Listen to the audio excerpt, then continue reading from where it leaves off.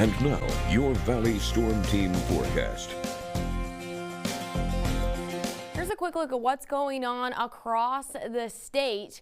We have our cold front that's approaching the center of the state of Texas, and that red that pops up right there, that is a tornado watch for northern parts of the state. Right now, it does not include Dallas, but we actually have a couple of tornado warnings and severe thunderstorm warnings along the line of that front, mainly in Oklahoma there. They have a long night ahead of them. Guys, we don't have severe weather heading our way here in the valley. In fact, I don't even have rain chances on the board.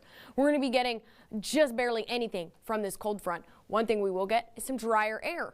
This is our water vapor. The brown colors are going to be the drier air mass, and in front you see the green and the whites. It's going to be some more moisture in the air. That's like our humidity and what we're feeling outside today, where it's a little bit sticky and maybe not the most comfortable.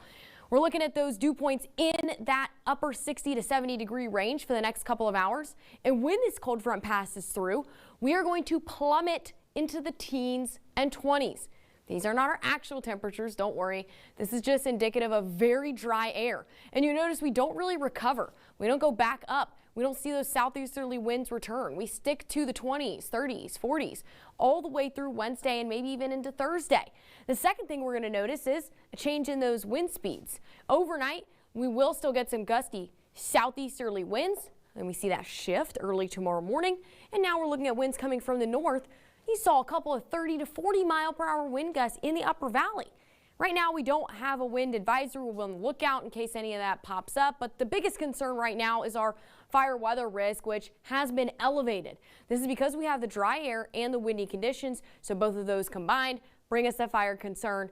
This means that tomorrow and Wednesday, it looks like as well, just don't do any outdoor burning. It's extremely advised against, because in these conditions, fires can spread very rapidly and become very dangerous very quickly. We have another hot day tomorrow. We're going to be near 90, which for some, this could be close to some of those record highs, potentially in the Brownsville area. Time will tell to see if we actually get that warm in Brownsville. Coastal areas will be in the mid to upper 70s.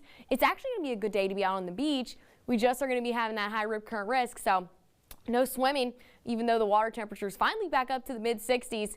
We don't want anyone, obviously, to have any issues struggling out there in the Gulf.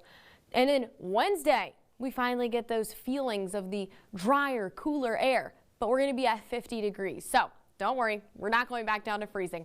I think those days are over for us now that we're in March. 78 degrees for the high. This is your Wednesday forecast, not tomorrow. This is in 2 days. It's going to be mostly sunny, and we're also still most likely going to be keeping an eye on that fire weather risk. Finally, quick look at sunset times. Guys, starting on Sunday, we're back to 7:30 p.m. sunsets. And then we climb all the way through 8 p.m. for Memorial Day.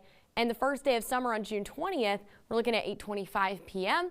for that sunset. Today, by the way, it was at 6:33 p.m. So we're so close we can almost taste the extra time in the day. It's not actually extra time, but you know what I mean. 90 tomorrow, slightly cooler for Wednesday. We'll have another frontal boundary this weekend. Notice, guys, I have no rain in the forecast for the next 7 days.